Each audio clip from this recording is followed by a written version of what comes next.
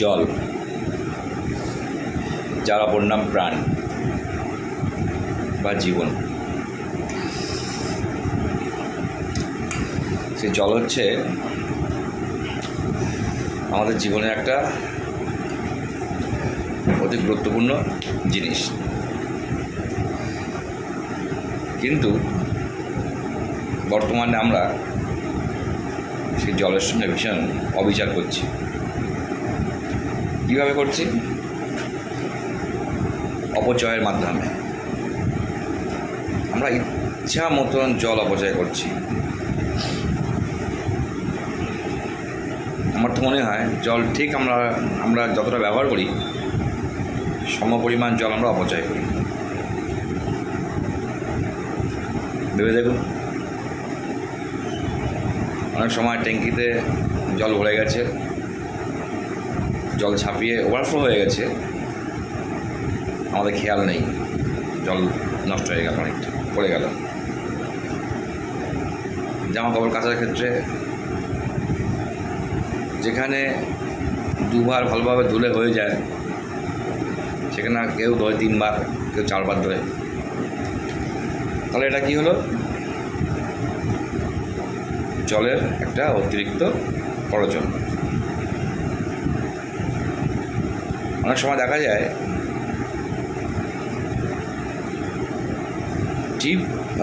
টিপ call সেই জল টেনে চান করছে কেউ। এগুলো কি? এদের বোধ বুদ্ধি আর কবে হবে?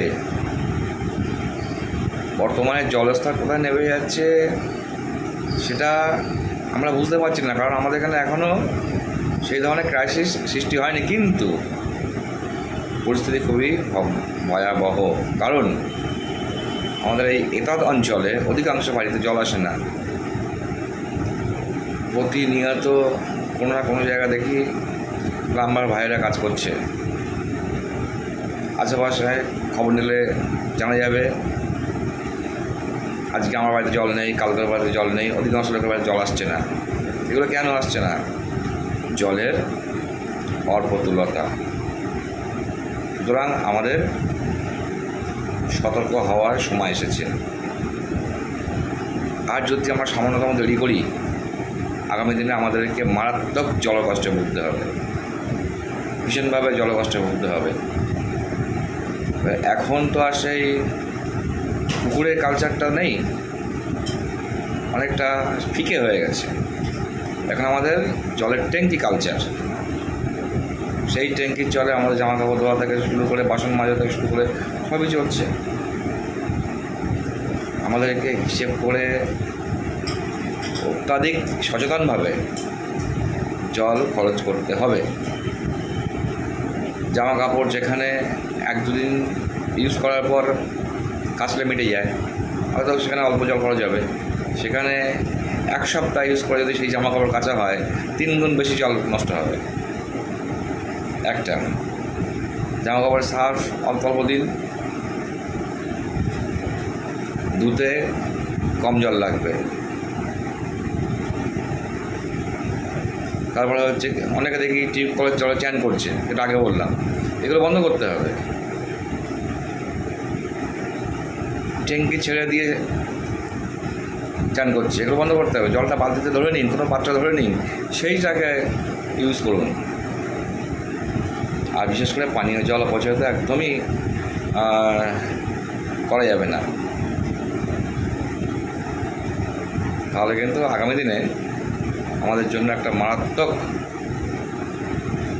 ভয়ঙ্করতম পরিস্থিতি অপেক্ষা করে আছে। একটু খোঁজখবর নিয়ে দেখুন, পশ্চিমবঙ্গের মধ্যে কিছু কিছু জায়গায় এখন জলকষ্ট শুরু হয়ে গেছে। মানুষ কতটা পথ হেঁটে যাচ্ছে এক বালতি জল নিয়ে আসার জন্য। আর ভারতবর্ষের মধ্যে বিভিন্ন জায়গায় খরা সৃষ্টি হয়ে গেছে। দিন দিন যেভাবে আবহাওয়া চেঞ্জ হচ্ছে, তাতে করে আগামী দিনে আমাদেরকে অনেক সমস্যার সম্মুখীন হতে হবে।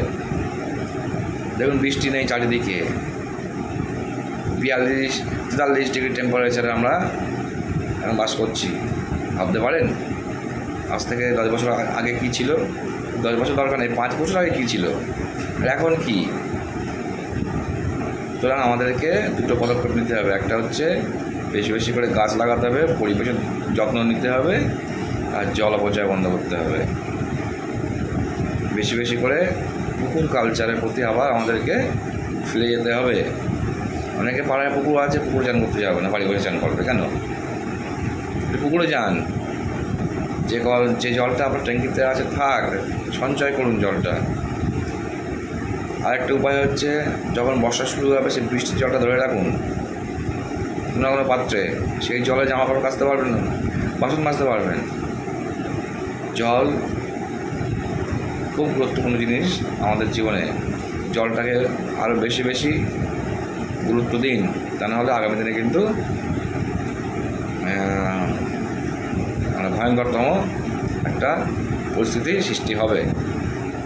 আগামী দিন কি মানে অলরেডি সৃষ্টি হয়ে গেছে, আমরা এখনও বুঝতে পারছি না, কিন্তু আশেপাশে জেলাগুলোতে খবর নিলে দেখা যাবে তারা কী কষ্টের মধ্যে আছে। সুতরাং আর দেরি নয়, জলটাকে সঞ্চয় করুন, জীবনটাকে সুন্দর করুন। ধন্যবাদ।